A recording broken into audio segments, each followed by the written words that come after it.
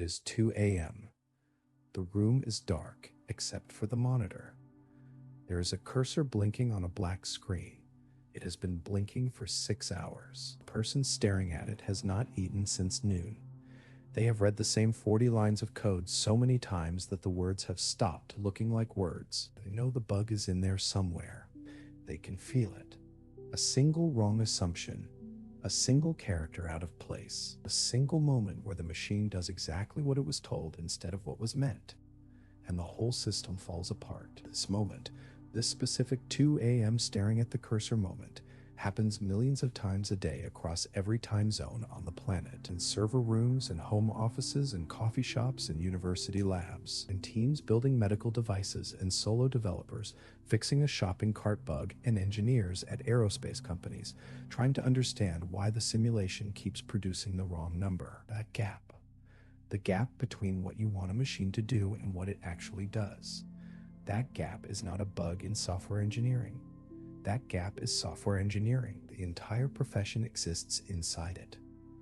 Every tool, every methodology, every language, every framework, every heated argument about tabs versus spaces, all of it. An attempt to close a gap that never fully closes. This is not a story about code. Not really. It is a story about thinking, about the very human problem of taking an idea that lives in your head, something imprecise and alive and full of assumptions you did not know you were making, and translating it into instructions precise enough for a machine that understands nothing, has no intuition, and will do exactly and only what it is told, no more, no less, forever.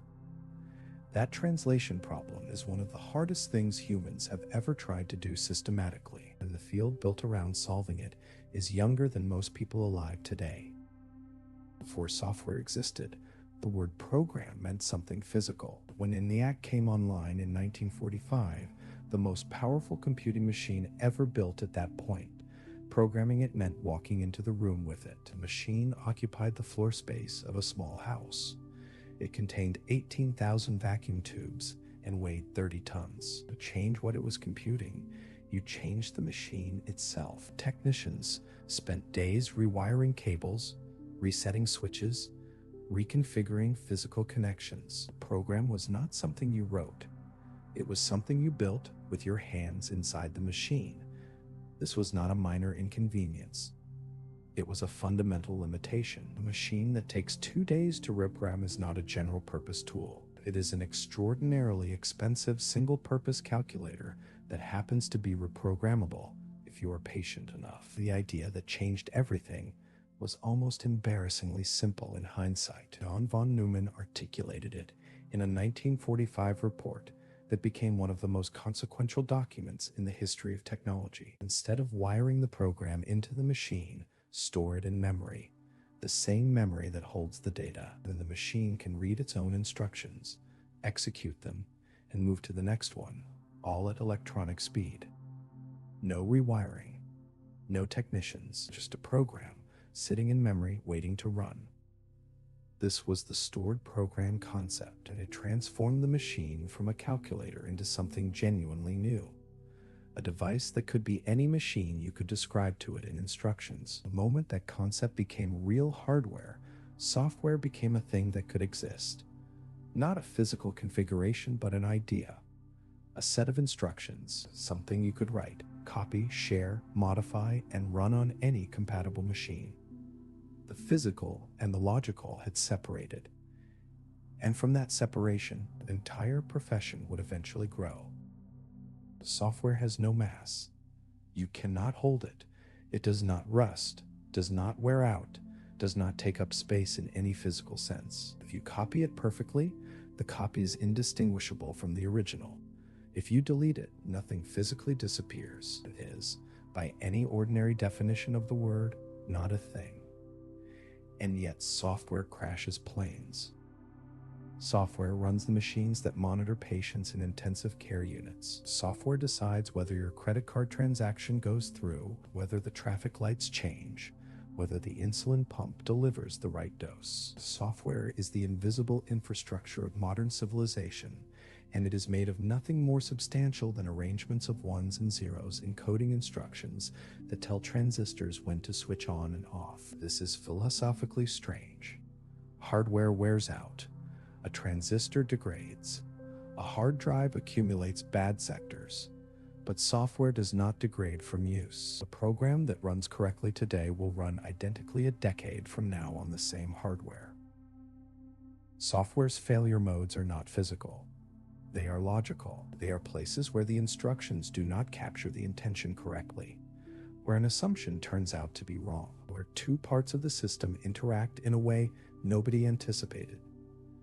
This is what makes software engineering different from every other engineering discipline. A bridge engineer deals with materials that behave according to the laws of physics. Those laws do not change. A software engineer deals with logic. Logic does whatever the instructions say, exactly, even when the instructions are wrong. The material of software engineering is human thought, externalized, formalized, and handed to a machine that will execute it with perfect fidelity and zero understanding. That combination of perfect execution and zero understanding is the source of almost every software problem that has ever existed.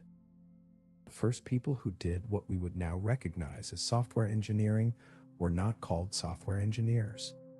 They were not called programmers. Most of them were called computers, the same word that had described human calculators for centuries, because in the early days of electronic computing, the machines were so new and so unfamiliar that the people who operated them needed a familiar label. But a Lovelace is the name that appears first in any serious history of programming.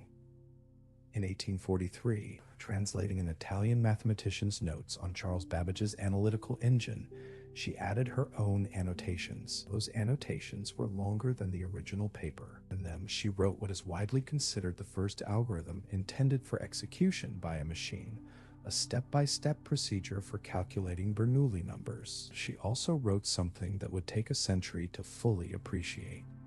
The engine, she said, could in principle manipulate any symbols according to rules, not just numbers, but letters, musical notes, anything that could be expressed symbolically. She saw that the machine was not fundamentally about arithmetic, but was about rule following. That insight was 100 years ahead of its time. When the electronic computers arrived in the 1940s, programming them fell largely to women. At the University of Pennsylvania, 6 women were selected to program ENIAC: K. McNulty, Betty Jennings, Ruth Lichterman, Frances Bilas, Marlon Westcoff, and Frances Bilas Spence learned the machine by studying its blueprints. There were no manuals, no programming languages, no prior art. They worked out from first principles how to translate mathematical procedures into sequences of physical switch settings and cable configurations. They debugged by crawling through the machine, looking for failed vacuum tubes. They were, by any reasonable definition, the first professional software engineers. For decades, their contributions went almost entirely uncredited.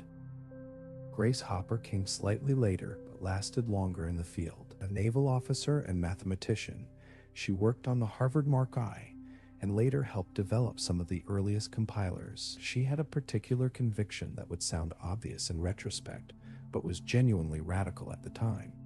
She believed programs should be readable by humans, not just executable by machines. That the gap between human intention and machine instruction should be closable in both directions. That belief drove her work for the next 4 decades. The first programs were written in machine code, raw binary, sequences of ones and zeros that the processor could execute directly. This was as close to the machine as you could get and as far from human thought as language can be. Writing machine code meant thinking in terms of memory addresses and register states and instruction opcodes. It meant holding the entire physical state of the machine in your head while you worked. Assembly language was the first step up. Instead of binary numbers, you wrote mnemonics.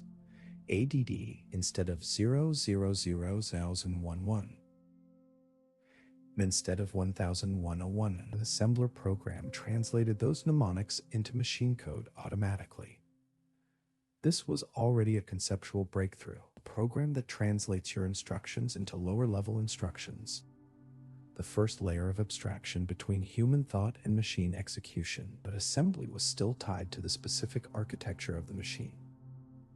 Code written for one processor was useless on another, and it still required thinking at the level of individual memory addresses and registers rather than at the level of the problem you were actually trying to solve. FORTRAN changed this. Developed at IBM between 1954 and 1957 by a team led by John Backus, FORTRAN, short for Formula Translation, let scientists write mathematical expressions in something resembling algebra. A line like y equals a times x squared plus b times x plus c would be compiled automatically into dozens of machine instructions. FORTRAN, writing that calculation meant writing those instructions one by one. After FORTRAN, you wrote the math, and the machine did the rest. The resistance to compilers was fierce and reveals something important about how engineering cultures think about abstraction. Many programmers argued that no compiler could generate code as efficient as an expert writing assembly by hand.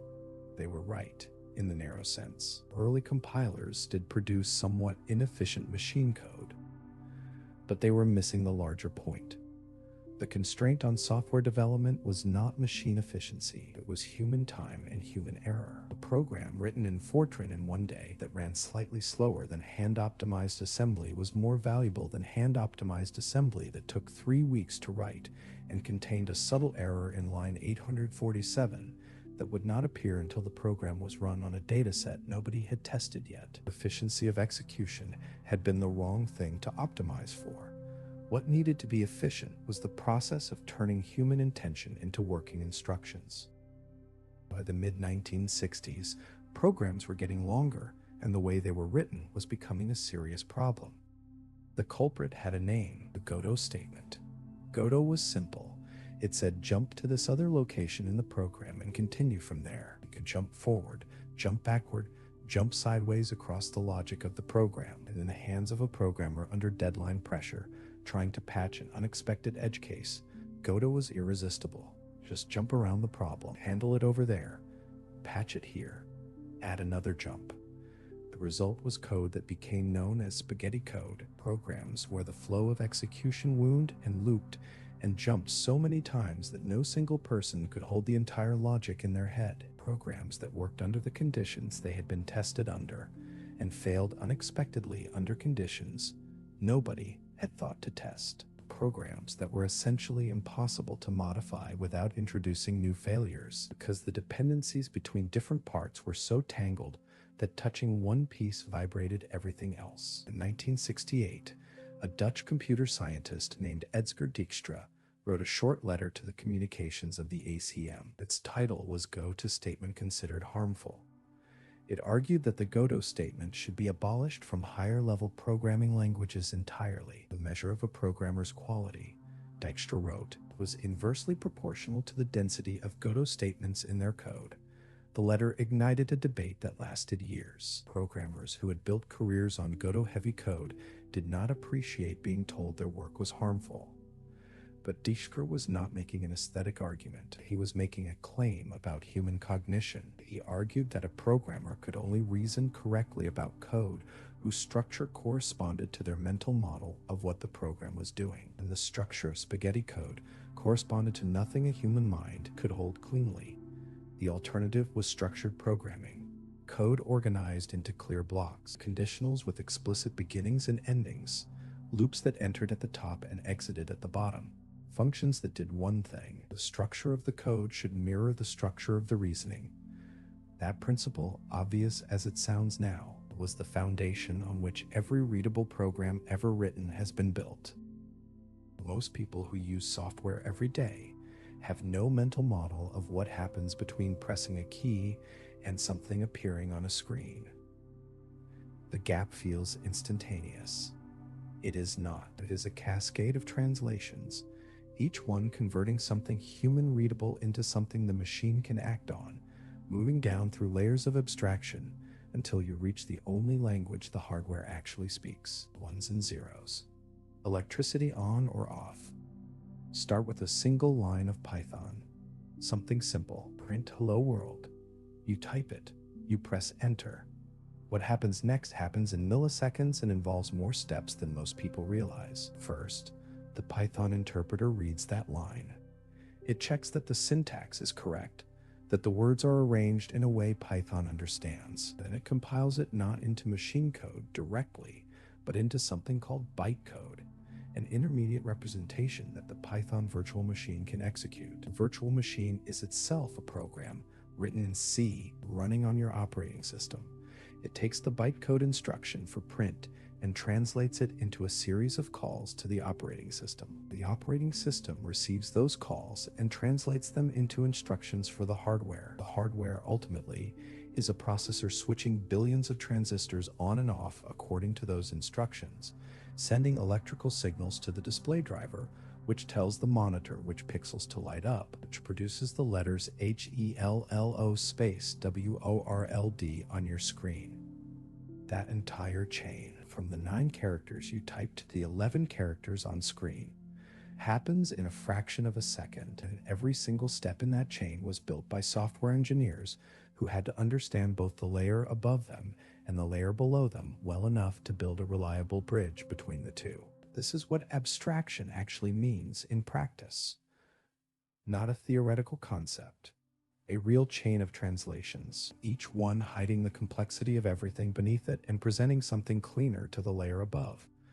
Without abstraction, you could not build software at scale. You could not hold enough of the system in your head at once. The entire history of software engineering is a history of building better abstractions, better ways of hiding necessary complexity so that humans can think at the level of the problem instead of the level of the machine. The machine does not care about your problem. It only understands its instructions. Software engineering is the discipline of building the bridge between those two facts. Every program that has ever been written does 2 things. It processes data and it stores data. Everything else, the logic, the user interface, the network calls, the database queries, is built around those 2 activities. And how you choose to store your data determines almost everything about how fast your program runs, how much memory it uses, and how difficult it is to modify when requirements change. This is what data structures are, not abstract computer science concepts to be memorized for exams. Design decisions with real consequences at real scale. An array is the simplest structure, a contiguous block of memory where items are stored one after another. If you know the index of the item you want, you can reach it instantly in constant time because the memory address is just a calculation away. But if you want to insert something in the middle, you have to shift everything after it to make room. At small scale, this is fine. At the scale of millions of records, it becomes the reason your application is slow. A linked list solves the insertion problem. Each item holds a pointer to the next item. Insertion is fast because you just update a pointer, but finding the 10th item means walking from the beginning through 9 pointers. No shortcuts. Every lookup is potentially a journey through the entire structure. A hash table is one of the most powerful inventions in computer science. You take your data's key, run it through a mathematical function that converts it to an index, and store the data at that index in an array. Lookup, insertion, deletion, all of them average constant time. The catch is collisions. 2 different keys might produce the same index. A well-designed hash table handles this gracefully.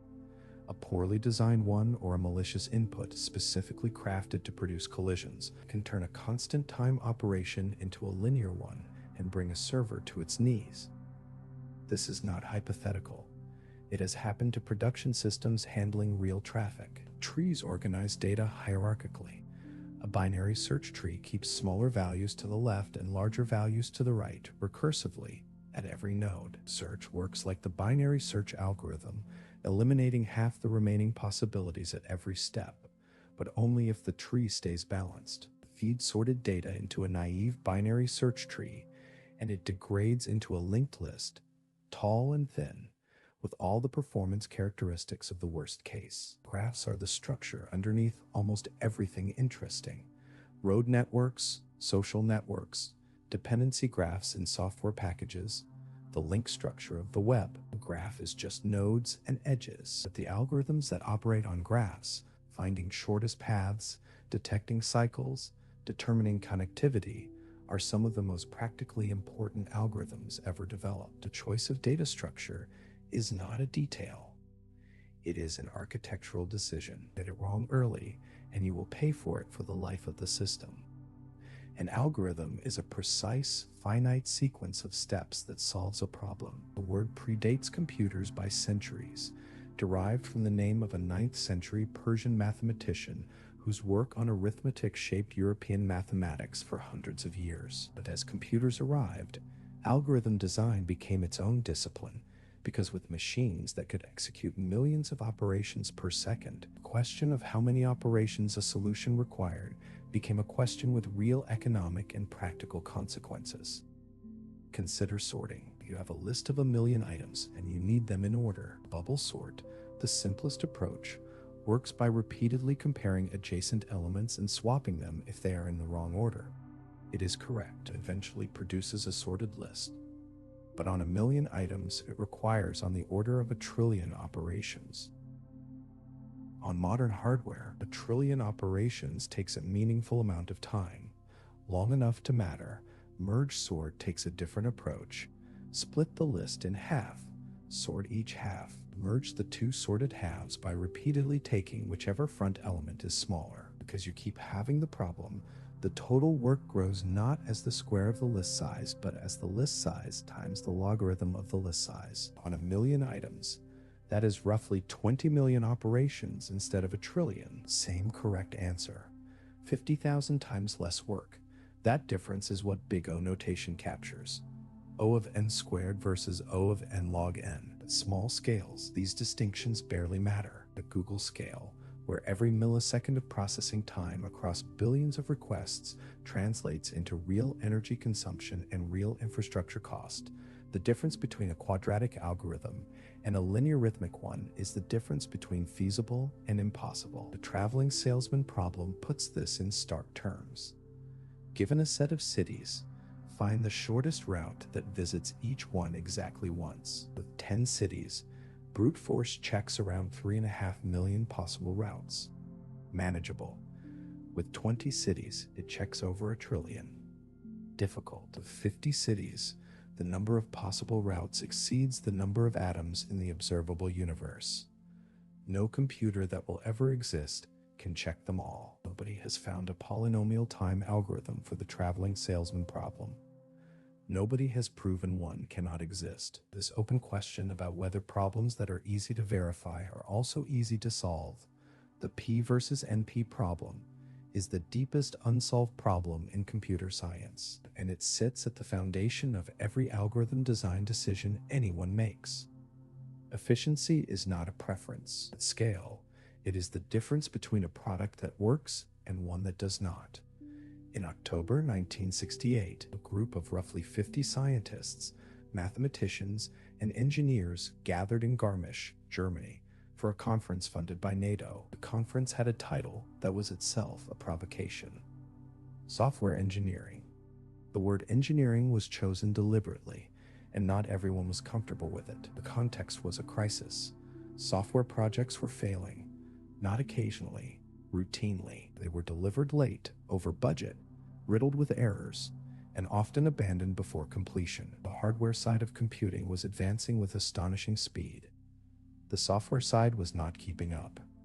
Programs that were manageable at small scale became nightmares as they grew. Techniques that worked for a few thousand lines of code collapsed under a few 100,000. The Garmisch conference was convened to acknowledge this crisis and try to understand it.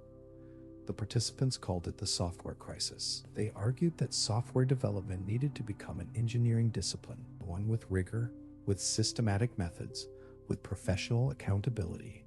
Instead of the cottage industry of individual brilliance it had largely been. Margaret Hamilton, who was leading the software development for the Apollo program at MIT's Instrumentation Laboratory, was one of the people working in parallel on exactly that problem. The software running on the Apollo guidance computer had to work the first time. There were no patches for software running on a spacecraft in lunar orbit. Hamilton's team developed practices around systematic testing, error detection, and priority-based scheduling that were genuinely new. When the Apollo 11 guidance computer began throwing alarm codes during the final minutes of the lunar descent, codes that most people in mission control did not recognize. It was because Hamilton's team had built an executive program that could shed lower priority tasks under overload and keep flying. The landing happened. The software held. Hamilton was also one of the first people to use the term software engineering in a professional context, arguing that the work deserved to be recognized with the same seriousness as other engineering disciplines. The recognition was slow in coming. Software remained an afterthought in many organizations, something the hardware people did not need to worry about, something that could be fixed later. That attitude would produce disasters for decades. But the 1968 conference had at least named the problem, acknowledged that writing software for systems that killed people when they failed was a different category of problem than writing a utility script for a research lab, and that different category required different methods. In 1975, Fred Brooks published a book called The Mythical Man-Month. Brooks had managed the development of IBM's OS 360 operating system in the 1960s, one of the largest and most expensive software projects attempted to that point. It was famously late, famously over budget, and famously painful to build. Brooks spent the years afterward thinking carefully about why. The central observation of the book is captured in what became known as Brooks' Law. Adding manpower to a late software project makes it later. This sounds paradoxical. If a project is behind schedule, bringing in more people should speed it up. That is how it works in most other fields. If you need a road built faster, you hire more road builders. But software is not a road. Software is a communication problem as much as a construction problem. Every new person added to a project needs to be brought up to speed. They need to understand the existing code base, the design decisions that were made, and why, the subtle assumptions embedded in the architecture. People already on the project have to teach them. The teaching takes time away from building, and every new person added creates new communication links. 2 people need 1 communication channel between them. 4 people need 6. 8 people need 28. The communication overhead grows faster than the workforce does. Brooks also identified what he called the second system effect. Engineers who successfully build a small, elegant first system tend to overload their second system with every feature and idea they had to leave out of the first one. The first system is constrained by limited resources and limited confidence, which produces discipline. The second system is built with false confidence in the engineer's own judgment, which produces bloat. The Mythical Man-Month has been in print for 50 years. The problems it describes have not been solved. Software projects still run late. Adding people to late projects still makes them later. The second system effect still produces over-engineered failures. The book is read in every serious software engineering program in the world, and then largely ignored in practice, which is itself a data point worth sitting with. By the late 1960s, programs were getting complicated enough that a new problem had emerged. Not just how to write code that worked, but how to organize code that humans could reason about, modify, and extend without everything falling apart the moment someone touched it.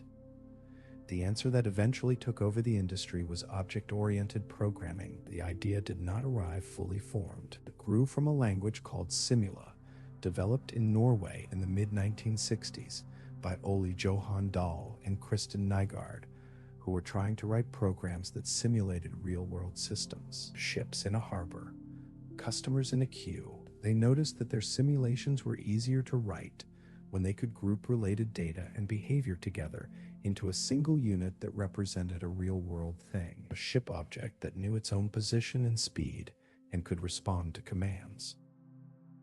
A customer object that knew its own place in the queue. This grouping, data, and the functions that operate on that data bundled together into a single unit is encapsulation. It is the first and most fundamental idea of object-oriented programming. The object hides its internal state and exposes only what it needs to expose.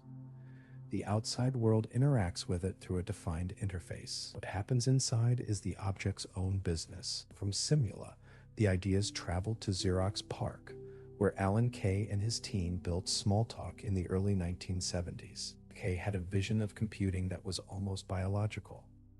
Objects sending messages to each other each one responding according to its own internal logic. He coined the term object-oriented and spent years refining what he meant by it. Later, he would say that most of what passed for object-oriented programming in mainstream languages missed his original point entirely. C++ brought object-oriented ideas to systems programming in the 1980s. Java brought them to the enterprise in the 1990s, with the promise of write once run anywhere. Python blended them with other paradigms in a way that made the whole thing feel natural and accessible. The three pillars became encapsulation, inheritance, and polymorphism. Inheritance lets one class of object extend another, inheriting its behavior and adding to it. Polymorphism lets different kinds of objects respond to the same message in their own way. A shape that knows how to draw itself, whether the shape is a circle or a square or a triangle, each one implementing the draw instruction differently. Object-oriented programming did not solve the fundamental difficulty of software, but it gave programmers a way of organizing complexity that corresponded more closely to how humans naturally think about the world, things with properties and behaviors interacting with each other. That correspondence made large code bases more navigable and large teams more able to divide work without constantly colliding. Underneath every program you have ever run is software you almost certainly have never thought about.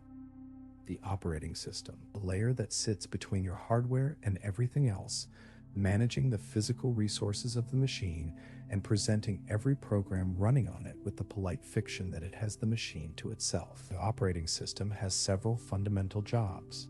It manages the processor, deciding which program gets to use it and for how long. It manages memory, giving each program its own protected slice of RAM and making sure programs cannot read or corrupt each other's data. It manages the file system, turning the physical reality of magnetic fields or electric charges on a storage device into the familiar abstraction of files and folders. And it manages input and output, providing programs with a consistent interface for communicating with the keyboard, the screen, the network, and everything else connected to the machine. The Unix operating system, developed at Bell Labs starting in 1969 by Ken Thompson and Dennis Ritchie, established a philosophy that shaped everything that came after.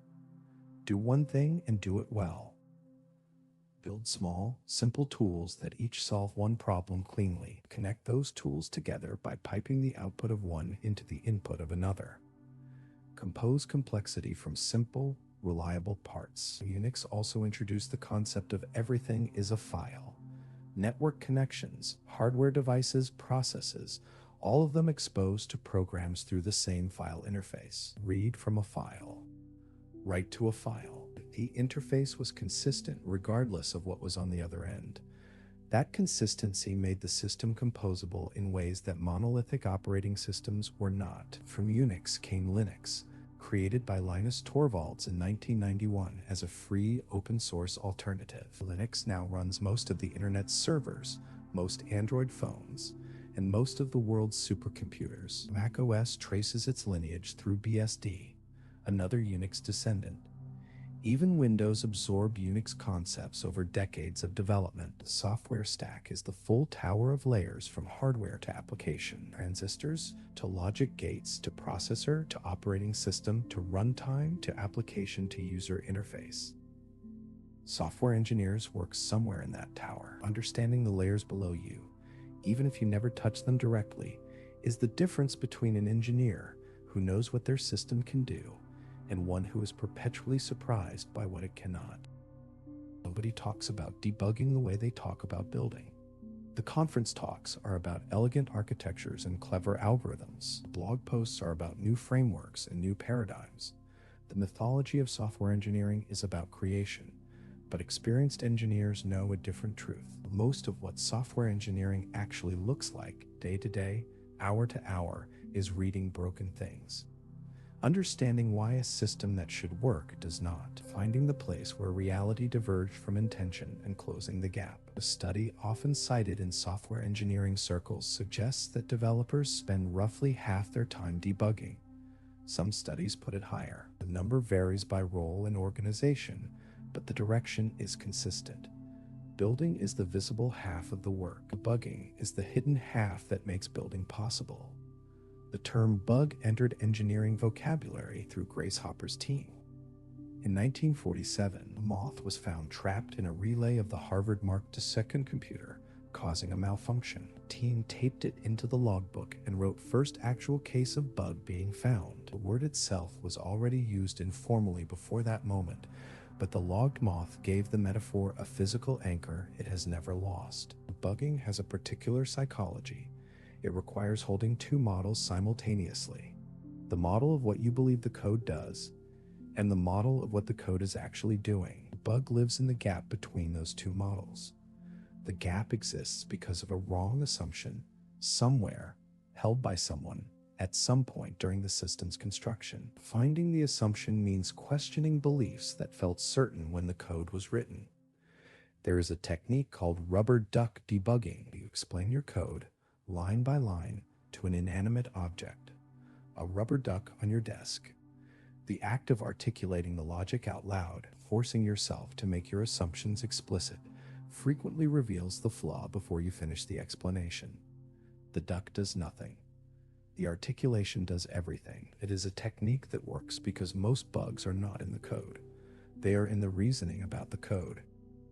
Before version control, the way teams managed changes to shared code was through methods that sound almost satirical in retrospect.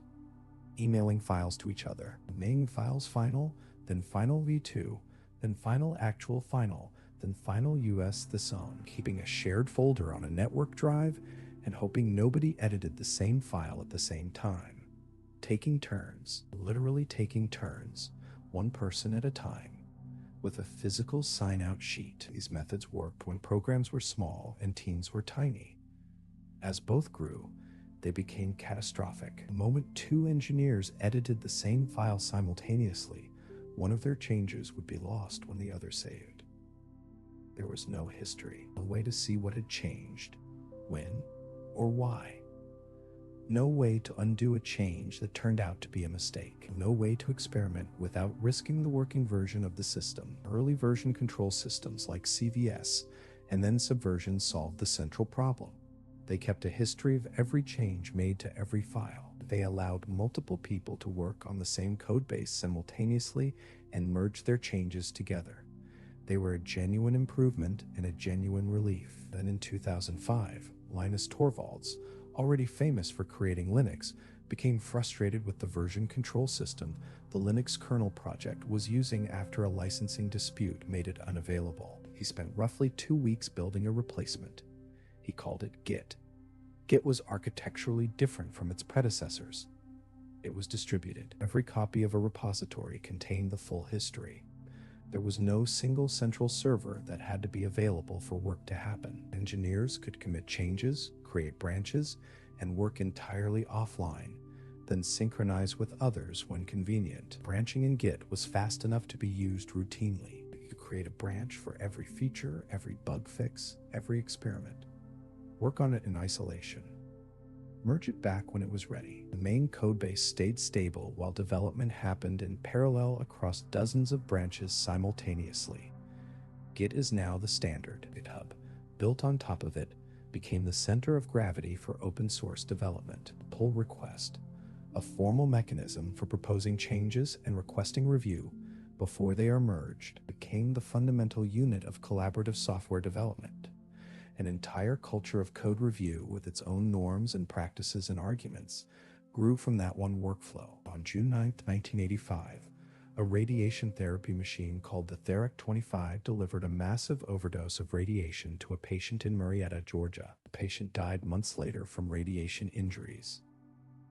Over the following 2 years, 5 more patients were seriously injured or killed by the same machine. The cause was a software bug, a race condition, a flaw that only appeared when an operator typed commands faster than the machine expected, one that had existed in the code but had never been caught because the testing process was inadequate. Therac-25 is the case study that appears in every serious discussion of software testing, not because software bugs killing people was unprecedented, but because the investigation that followed documented with unusual clarity exactly how the failure happened. The software had been adapted from an earlier machine that had hardware safety interlocks. The new version removed the hardware interlocks, trusting the software to provide the same protection. The software had not been tested for the conditions that caused it to fail. The failures, when they occurred, were attributed to other causes for months before the software was identified as the source. Testing is the discipline of systematically trying to find the places where the code does not do what the engineer believes it does. It is, structurally, an act of attempted falsification. You are trying to break your own system before the world does. Unit testing tests individual functions in isolation. Does this specific piece of code, given these specific inputs, produce these specific outputs? Integration testing tests whether components work correctly together. End-to-end testing tests whether the entire system, from user input to final output, behaves correctly in realistic conditions. Test-driven development, TDD, inverts the usual order. You write the test first. The test defines the expected behavior. Then you write the code to make the test pass. The test becomes a specification that the code must satisfy. The test suite becomes a safety net that catches regressions, new bugs introduced by new changes, before they reach production. The resistance to testing is real and persistent. Writing tests takes time. Time is always short. The tests do not add features. They do not impress users. They are invisible until they catch something. When they catch something, the thing they catch is a bug that would otherwise have reached production, which means the value of testing is precisely the disaster that did not happen. Measuring the value of things that did not happen is one of the harder challenges in engineering management. It is also one of the reasons software keeps shipping with bugs it should not have. For most of computing history, software lived on one machine. You bought it on a floppy disk, later a CD, installed it, and it ran locally. The program and the data it operated on were both sitting on your hardware. If the program crashed, it crashed for you. If it had a bug, you waited for the next version to ship, which might be a year away, packaged in a box, sold at a store. The internet did not just connect computers. It fundamentally changed what software was and how it was built and delivered. The client-server model became the dominant architecture almost immediately. Your machine, the client, sends a request to another machine somewhere on the network, the server. The server does the computation, queries the database, assembles the response, and sends it back. The client displays it. This division of labor changed what engineers had to think about. How a single program had to work correctly across a network that was unreliable, across machines you did not control, for users whose behavior you could not predict, simultaneously. HTTP, the protocol Tim Berners-Lee designed for the web, gave programs a standard language for making requests and receiving responses. APIs, application programming interfaces, extended this idea. Instead of a server responding only to browsers, it could respond to any program that spoke the right protocol. Your weather app on your phone is a client. It speaks HTTP to a server somewhere that has the weather data. The server does not care that it is a phone. It just receives requests and sends responses. The shift from software as product to software as service changed everything downstream. You no longer shipped a version and moved on.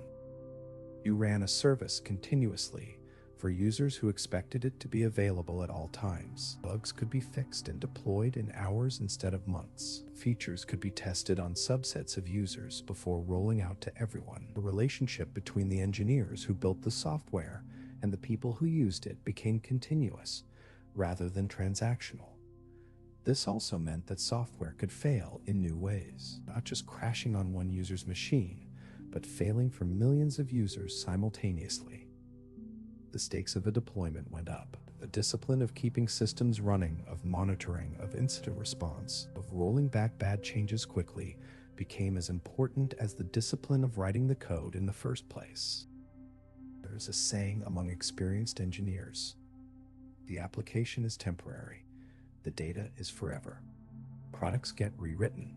Frameworks go out of fashion. Entire programming languages rise and fall. The data that a system accumulates, the records of what happened, who did what exists, and in what state, that data outlives almost everything built around it. Getting the database right is not a detail.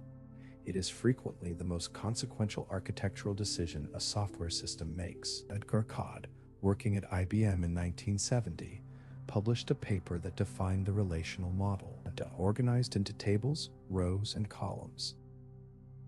Relationships between tables expressed through shared keys, a mathematical foundation, relational algebra, that defined precisely what operations were valid and what they meant. The language that emerged from this model, SQL, structured query language, was standardized in the late 1970s and has been the dominant language for querying databases ever since. SQL is now over 50 years old. It runs banking systems, hospital records, e-commerce platforms, government databases. When you make a purchase online, and SQL query somewhere records the transaction. When your doctor looks up your history, and SQL query retrieves it. The persistence of SQL across 5 decades of radical change in every other part of the technology stack is a testament to how correctly Codd got the fundamental model. ACE properties define what a reliable database transaction looks like. Atomicity means the transaction either completes entirely or not at all. No partial updates. Consistency means the database moves from one valid state to another. Isolation means concurrent transactions do not interfere with each other in ways that produce incorrect results. Durability means once a transaction is committed, it stays committed even if the system crashes immediately afterward. These properties sound like they should be obvious requirements. They are not trivially easy to implement, and when systems under pressure relax them, strange things happen. Records that should exist do not. Balances that should add up do not.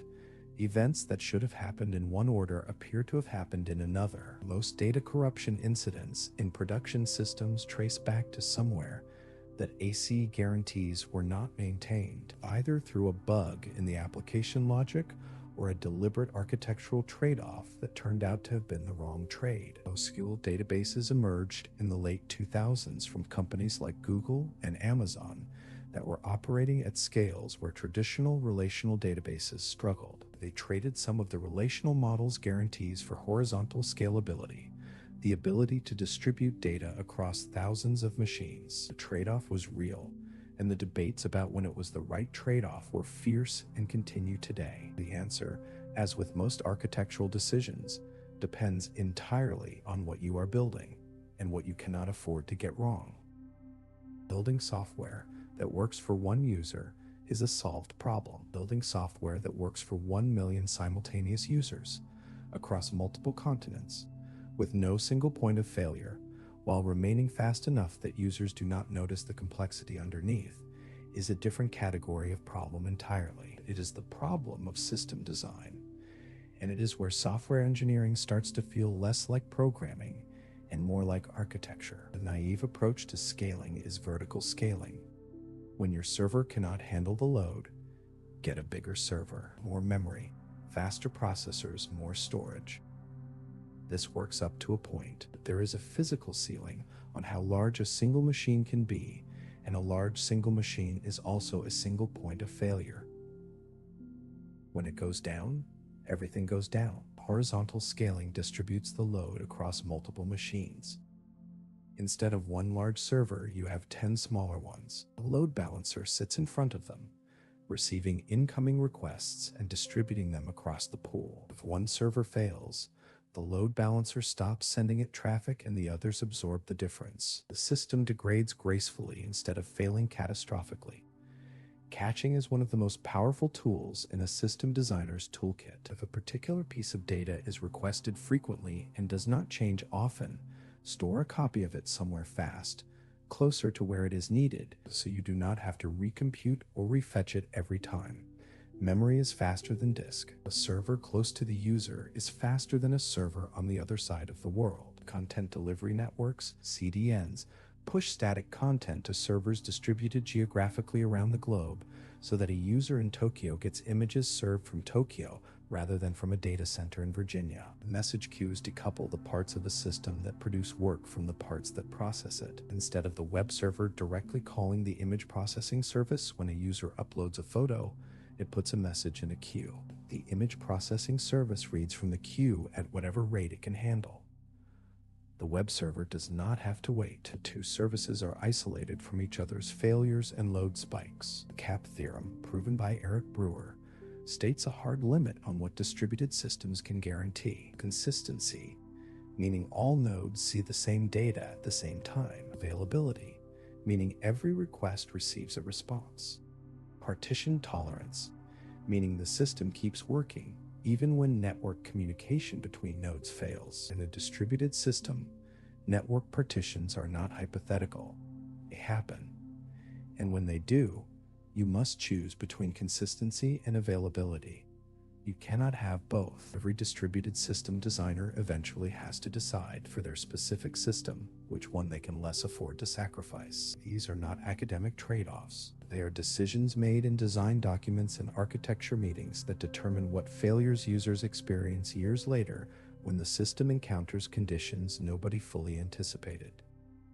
In 1983, a programmer at MIT named Richard Stallman announced a project he called GNU. The name was a recursive acronym, GNU's not Unix, a joke that only made sense if you already knew what Unix was. The announcement was also a manifesto. Stallman argued that software should be free. Not free as in free of charge, necessarily, but free as in freedom. Users should be able to read the source code, modify it, and redistribute it. Software that came only as a compiled binary, whose inner workings were hidden behind copyright and trade secrets, was, in Stallman's view, an ethical wrong. The GNU project produced tools, an editor, a compiler, utilities.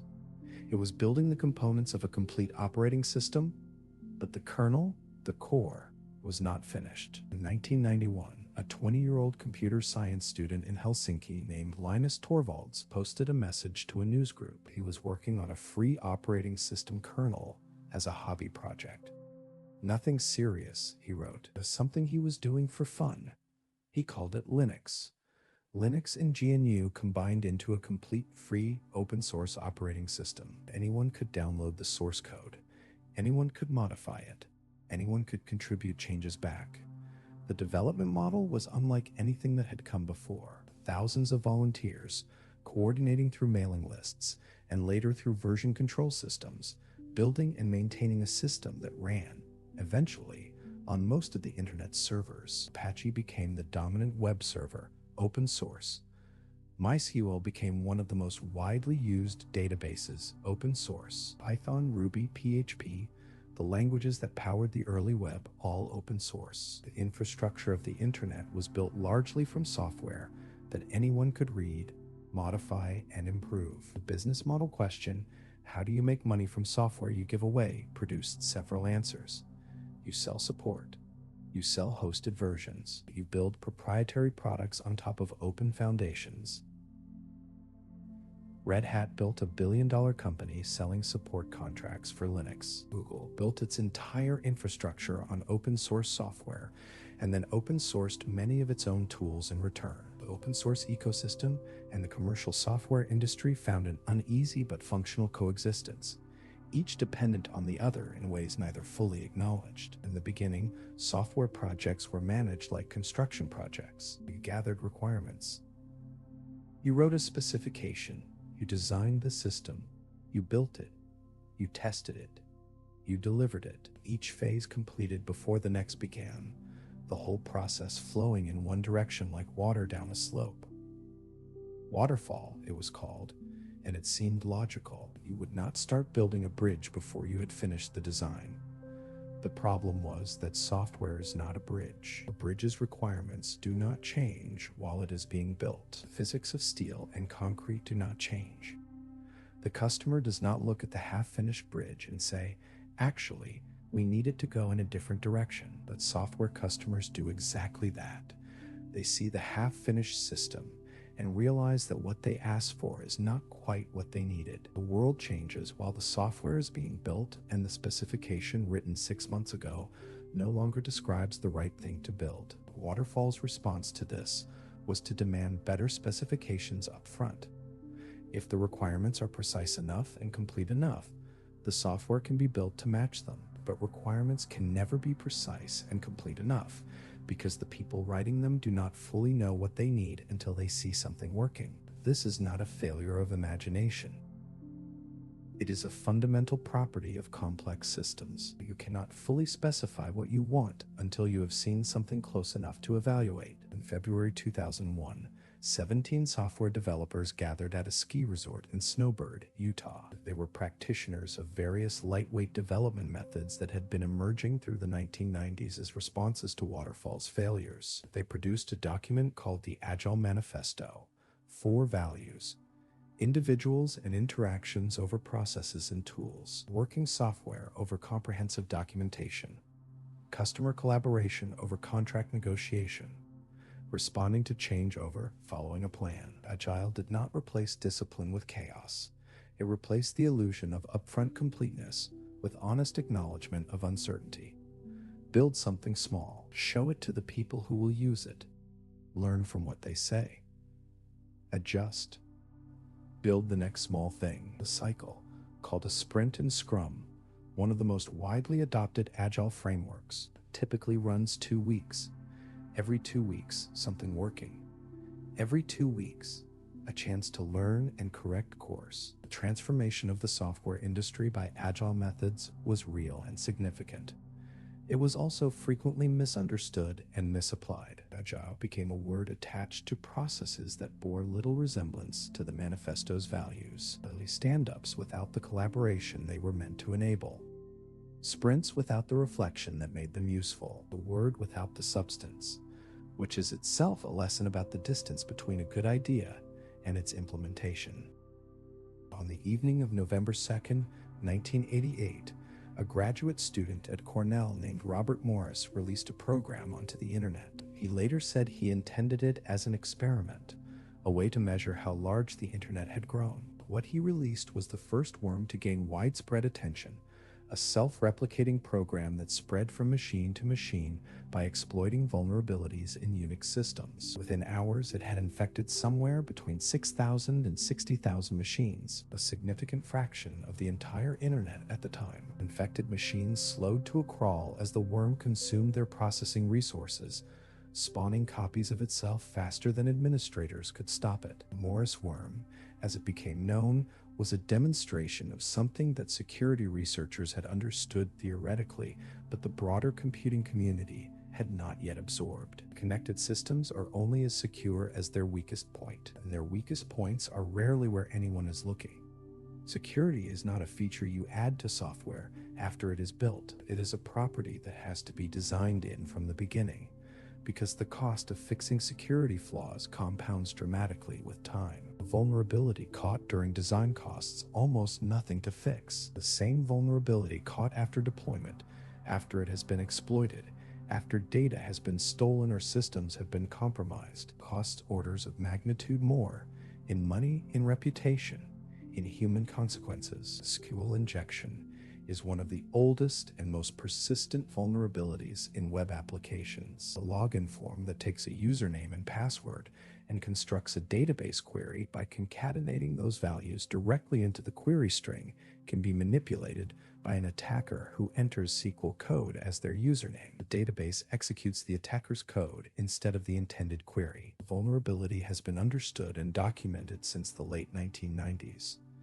It still appears in production systems regularly. Buffer overflow attacks exploit the fact that many programs do not check whether the data they receive fits in the memory space allocated for it. Send more data than expected, and the excess overwrites adjacent memory, potentially overwriting program instructions with attacker-controlled code. This vulnerability class was described in detail in 1972. It remained one of the most exploited vulnerability classes for the next 50 years. The lesson is not that attackers are clever, though they often are. The lesson is that security requires a fundamentally different mindset from feature development. Feature development asks, what should this system do? Security asks, what could this system be made to do that it should not? Those are different questions requiring different habits of thought. Engineers who build systems without practicing the second kind of thinking leave doors open that they did not know existed. For most of computing history, programs ran one instruction at a time. The processor fetched an instruction, executed it, fetched the next one. The program had the machine to itself. The sequence was deterministic. Given the same input, the program would always follow the same path, produce the same output, behave in exactly the same way every single time.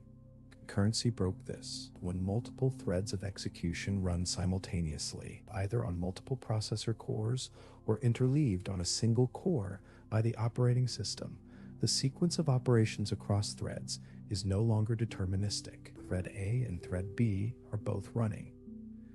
They are both accessing shared data. The order in which their individual instructions execute depends on the operating system scheduler, on timing, on hardware interrupts, on factors that are effectively unpredictable from the perspective of the programmer. A race condition occurs when the correctness of a program depends on the relative timing of events in different threads. Two threads read a shared counter, both see the value 5, both add 1, both write 6 back.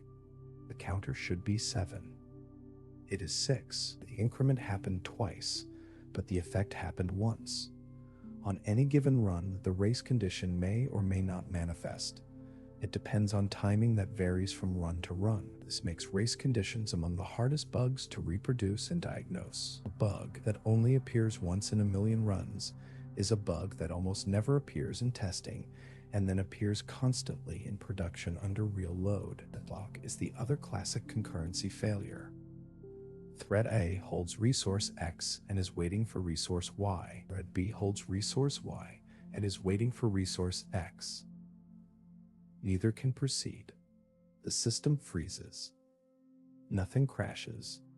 Nothing produces an error. Everything simply stops making progress. Detecting deadlock in a complex system with dozens of interacting components and dozens of possible locking orderings is a genuinely difficult problem. Edgar Dijkstra formalized these problems through thought experiments that became famous in computer science. The dining philosopher's problem imagines 5 philosophers sitting at a circular table with 5 forks between them. Each philosopher needs 2 forks to eat. Each can only pick up 1 at a time. Design a protocol that lets all 5 eat eventually without anyone starving and without the table deadlocking. The problem captures every essential tension in concurrent programming: resource contention, synchronization, fairness, livelock. It is a toy problem whose solutions illuminate real systems. The tools for managing concurrency, locks, semaphores, monitors, atomic operations, message passing, have been developed and refined over decades. None of them makes concurrency easy. They make it manageable, at the cost of discipline and careful design. The hardest part is that concurrent bugs are emergent properties of the interaction between components, not properties of any individual component examined in isolation. You cannot test your way to correctness in concurrent systems the same way you can in sequential ones. You have to reason your way there. Reasoning about all possible interleavings of operations across multiple threads is something human minds are not naturally equipped to do. In the early days of the internet, if you wanted to run a web application, you bought servers. Physical machines. You put them in a rack in a data center, connected them to the network, installed the operating system, configured everything, and then maintained it all yourself. Hardware failed. Drives died. Power supplies burned out. Someone had to be available to replace them. The capital cost of starting a web service was substantial, and the operational burden was continuous. Amazon changed this in 2006 with the launch of Amazon Web Services. The core insight was that Amazon had built enormous data center infrastructure to run its own e-commerce operation, and that infrastructure sat largely idle during off-peak hours. Why not rent it to other people by the hour? Pay for what you use. Scale up when you need more. Scale down when you do not. No upfront hardware purchase, no racks to maintain. The model worked beyond anyone's initial expectations. AWS became the most profitable division of Amazon, generating more profit than the entire retail operation. Google and Microsoft followed with their own cloud platforms. The market for rented computing infrastructure grew into one of the largest in the technology industry. Virtualization was the technology that made it possible. A hypervisor, a layer of software, can run multiple virtual machines on a single physical host. Each virtual machine behaves exactly like a physical machine, with its own operating system and its own isolated environment. Dozens of virtual machines can share the same physical hardware, efficiently utilizing resources that would otherwise sit idle. Containers, popularized by Docker starting in 2013, took the abstraction further. Instead of virtualizing an entire machine, a container virtualizes just the application environment. Containers are lighter than virtual machines, start in seconds rather than minutes, and can be packed more densely onto physical hardware. Kubernetes, originally developed at Google, provided a system for orchestrating containers at scale, automatically scheduling them across clusters of machines, restarting failed containers, routing traffic, and managing deployments. Infrastructure as code completed the picture.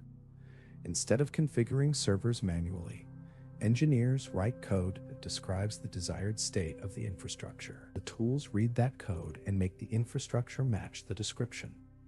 The same version control practices that manage application code now manage infrastructure. Changes are reviewed, tested, and deployed through the same pipelines. The infrastructure becomes reproducible, auditable, and recoverable in ways that manually configured systems never were. Object-oriented programming was not the only answer to the question of how to organize complex software. Running in parallel, drawing from different mathematical roots, was a fundamentally different approach.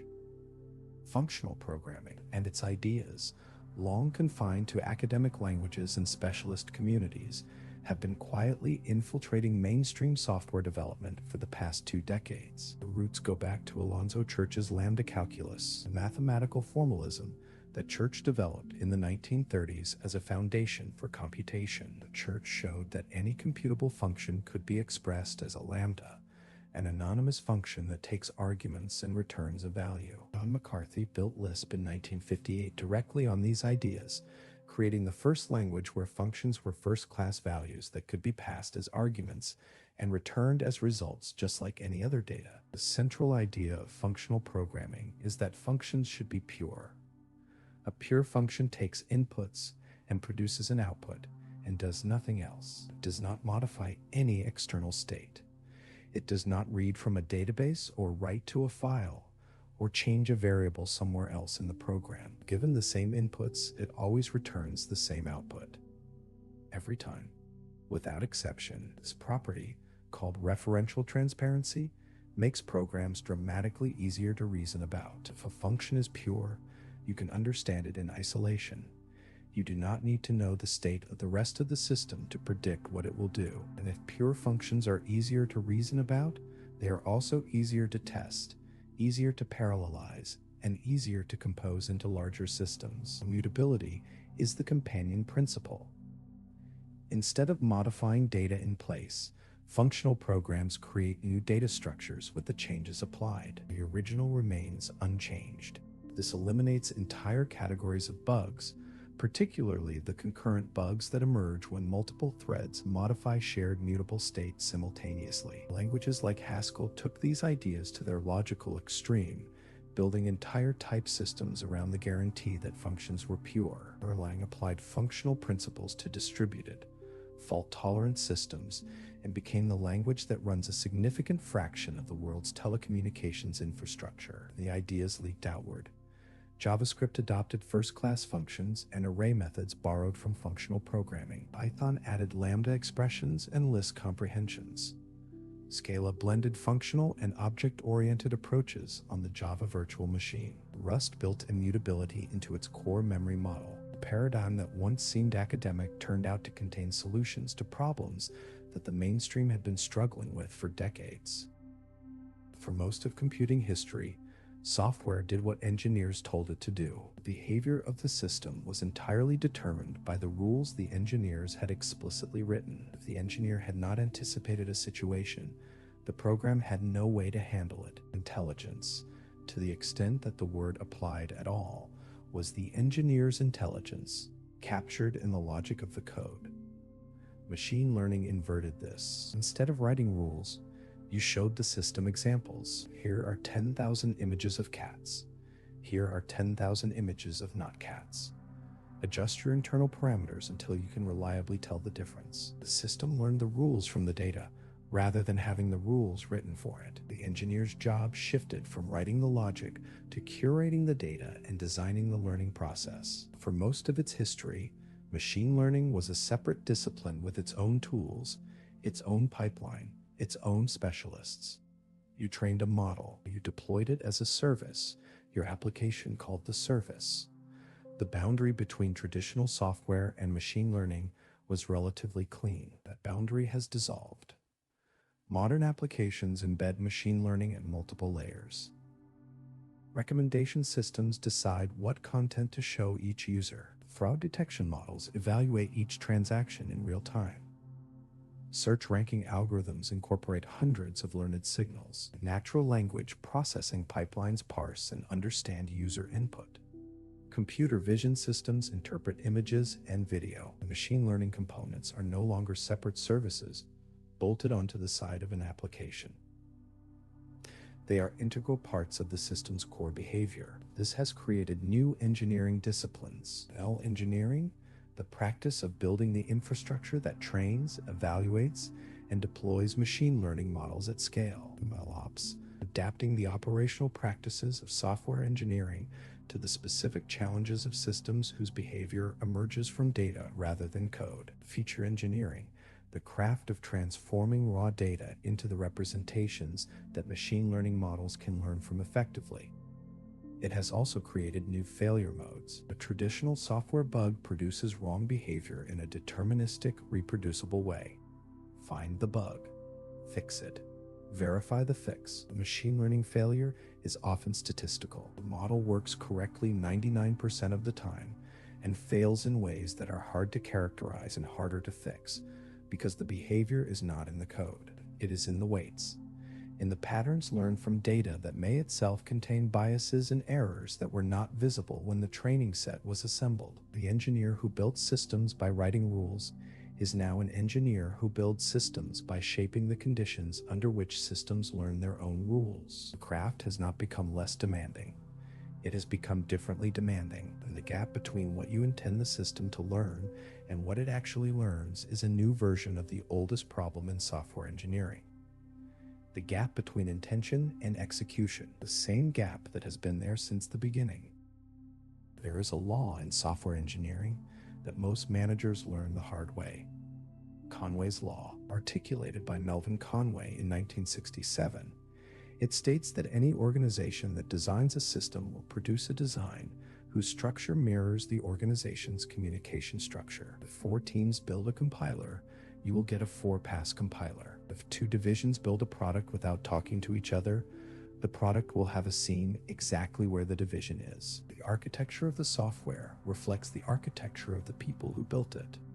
This means that managing software is inseparable from managing people. You cannot fix the system without fixing the organization. You cannot reorganize the teams without changing the system. The two are not separate concerns. They are the same concern viewed from different angles. Code review is where this human dimension becomes most visible. The practice of having engineers read each other's code before it is merged into the main codebase is one of the most effective quality tools in software engineering. Studies consistently show that code review catches defects that automated testing misses, improves the overall quality of the codebase over time, and spreads knowledge about the system across the team. It also requires that engineers be willing to have their work examined and criticized by colleagues. That willingness does not exist automatically. It has to be cultivated through a culture where critique is understood as being about the code and not about the person who wrote it. Building that culture is not a technical problem. It is a human one. The mythology of the 10 times engineer, the individual so talented that they produce 10 times the output of an average engineer, has shaped hiring practices and compensation structures throughout the industry. The mythology is not entirely false. There are engineers whose individual contributions are outsized. But the mythology obscures something important. Software at scale is a team sport. The most brilliant individual contributor working in isolation, without the context that comes from collaboration, without the error correction that comes from review, without the knowledge transfer that comes from working alongside others, produces software that is brilliant in parts and brittle at the seams. Burnout is the shadow side of the industry's culture of intensity. The celebrated engineer who works through weekends, who measures their worth in commits per day, who treats sleep as a productivity problem to be optimized away, is a recurring figure in technology culture. The consequences are predictable and well documented. Sustained overwork degrades the quality of thinking that software engineering demands. It produces the kind of tired, corner-cutting decisions that become tomorrow's technical debt and next year's production incident. The industry that prides itself on rationality has been remarkably resistant to the rational conclusion that rested engineers write better software than exhausted ones. On October 29, 2018, Lion Air Flight 610 crashed into the Java Sea 13 minutes after takeoff, killing all 89 people on board. 5 months later, Ethiopian Airlines Flight 302 crashed 6 minutes after takeoff, killing all 57 people on board. Both crashes involved the same aircraft, the Boeing 737 MAX. Both were caused in significant part by the same software system. The Maneuvering Characteristics Augmentation System, MCAS. MCAS was designed to automatically push the nose of the aircraft down if sensors detected a risk of aerodynamic stall. The system read from a single angle of attack sensor. If that sensor malfunctioned and sent incorrect data, MCAS would activate based on false information. Both crashes began with a malfunctioning sensor. MCAS activated repeatedly. The pilots fought the system. They did not know what was happening because Boeing had not included information about MCAS in the pilot training materials. The system pushed the nose down. The aircraft descended. The ground arrived. The subsequent investigation revealed a process in which schedule pressure, cost pressure, and regulatory relationships had collectively produced a system that was not safe. Engineers had raised concerns. The concerns had been managed rather than addressed. The software had been certified through a process that did not fully evaluate what it was certifying.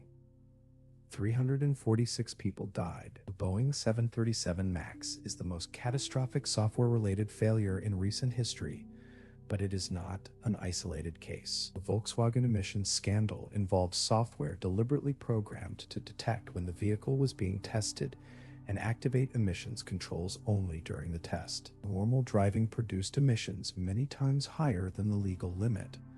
The software was not a side effect of the fraud. It was the fraud precisely designed and deliberately implemented by engineers who understood exactly what they were building. Cambridge Analytica harvested the personal data of tens of millions of Facebook users without their meaningful consent and used it to build psychological profiles for political targeting. The engineers who built Facebook's data sharing APIs did not intend this specific outcome, but they built systems that made it possible in an environment that prioritized growth and engagement over the implications of what they were enabling. Software engineers have historically operated without the formal ethical frameworks that govern other engineering disciplines. A civil engineer who designs a bridge that fails due to negligence faces professional and legal consequences. The structures of professional accountability that exist in medicine, in law, in civil and structural engineering have not developed at the same pace in software. The field is beginning to reckon with this.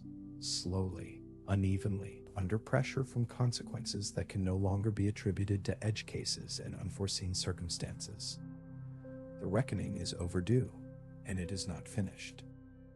GitHub Copilot launched in 2021, and within a year had become one of the most widely used software development tools in the industry. It suggested code completions, generated entire functions from comments describing what the function should do, and answered questions about code bases in natural language. Engineers who used it reported meaningful productivity gains on certain categories of tasks. Engineers who studied it carefully reported that the code it generated was sometimes subtly wrong in ways that looked correct, passed superficial review, and failed under conditions the generator had not considered. This is the central tension of AI-assisted software development.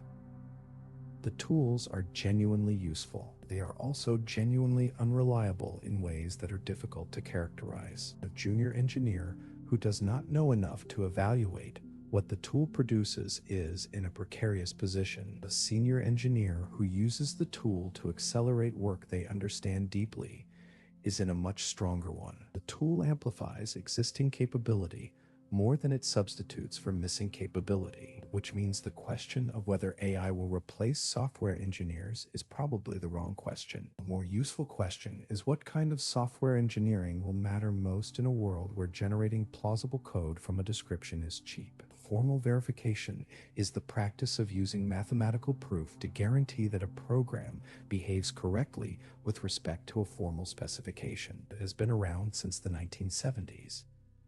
It has also been, for most of its history, too labor-intensive to apply to large real-world systems. The tools have been improving. The Cell 4 microkernel, a formally verified operating system kernel, was the first proof that a system of significant complexity could be verified completely. Cryptographic protocols underlying HTTPS have been formally verified. The gap between what formal methods can handle and what production software requires is narrowing. Quantum software is an emerging discipline without established best practices, without mature tools, and without a clear picture of what problems it will eventually solve better than classical software. Quantum algorithms exist for specific problems, factoring large numbers, searching unsorted databases, simulating quantum systems, where they outperform the best-known classical algorithms. Writing software for quantum computers requires thinking in terms of quantum states and quantum gates rather than bits and logic gates. Programmers who will build the first genuinely useful quantum applications are likely already working in research labs and startups on foundations whose implications will not be clear for years. The field is young. Every generation of software engineers has inherited tools and practices that were not available to the previous generation and has built things that the previous generation considered impossible. The next generation will do the same. Problems that seem intractable today, verification of complex AI systems, reliable concurrent programming at extreme scale, software that can explain its own behavior, are the problems that will define the next phase of the discipline. The cursor is still blinking. Somewhere right now, at 2 a.m. in a time zone you are not in, someone is staring at a screen. They have read the same code so many times the words have stopped looking like words. They know the bug is in there. A single wrong assumption, a single place where the machine did exactly what it was told instead of what was meant. That moment connects directly to every moment in this story, to the technicians crawling through ENIAC with flashlights looking for the dead vacuum tube, to Grace Hopper arguing that code should read like language, to Dijkstra insisting that structure was not aesthetic preference but cognitive necessity, to the women of ENIAC working without manuals, without precedent, without credit, Margaret Hamilton watching Apollo 11 land on software her team built to survive conditions they could not fully anticipate. The gap between human intention and machine execution has not closed. It has gotten deeper and stranger and more consequential. The systems built inside that gap now run hospitals and power grids and financial markets and the infrastructure that holds modern civilization together. Software engineering is the discipline that lives in that gap, that tries to close it systematically, carefully, with rigor and with humility, knowing it never fully closes. The cursor blinks. Someone writes the next line. The work continues.